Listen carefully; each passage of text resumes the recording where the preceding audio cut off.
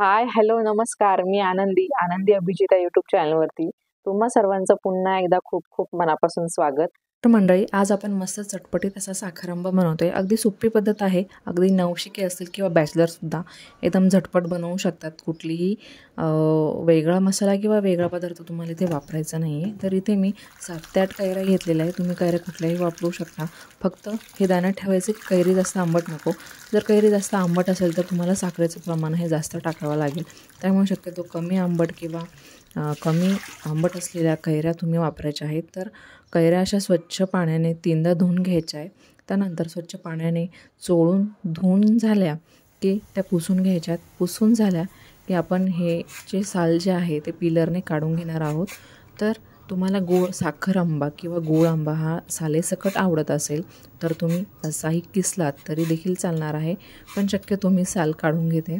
तर सर्व कैऱ्या ज्या आहेत त्याची सालं अशा पद्धतीने काढून घ्यायच्या आहेत. तर मंडळी, तुम्हाला एक निवेदन आहे. तुम्हाला जर आपल्या व्हिडिओ किंवा आपल्या चॅनल हा आवडत असेल, रेसिपीज आवडत असेल तर आपल्या चॅनलला नक्की सबस्क्राईब करा. त्याचबरोबर प्रत्येक व्हिडिओला लाईक करा आणि व्हिडिओ शेवटपर्यंत नक्की बघत राहा.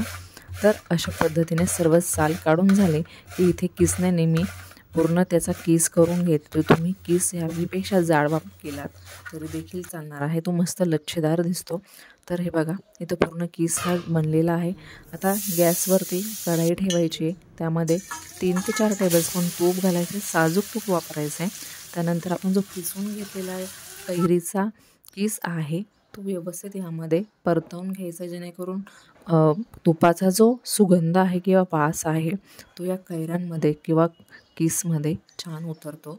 जवळपास 5 मिनिटात तुपामध्ये हा किस व्यवस्थित परतवून घ्यायचा आहे, जेणेकरून मस्त त्याचा सुवास येईल, सुगंध येईल. आणि आता इथे मी 4 ते 5 लवंग घेतलेत आणि 3 ते 4 मिरी घेतलेत. आता हे जे खडे मसाले आहेत तुम्ही तुपामध्ये टाकू शकता किंवा नंतर वापरलेत तरी चालणार आहे. त्याचा सुगंध जो आहे तो छान उतरतो याच्यामध्ये. मस्त मसालेदार लागतात आणि एकदम चटपटीत देखील लागतं. तर आता इथे मी जो किस केलेला आहे तो 4 वाटी आहे. तर 4 वाटी किसासाठी मी 2 वाटी साखर इथे वापरते. तुम्हाला जितका गोड हवा असेल तितकी साखर तुम्ही वापरायची आहे. पण कैरी जी आहे ती जास्त आंबट नाही आहे, त्यामुळे इथे मी फक्त 2 वाटी साखरेचा वापर करते. आता ही साखर व्यवस्थित परतली किंवा छान मेल्ट झाली की आपल्याला हा जो किस आहे त्याला छान मस्त पाणी सुटतं किंवा त्याचा छान पाक सुटतो.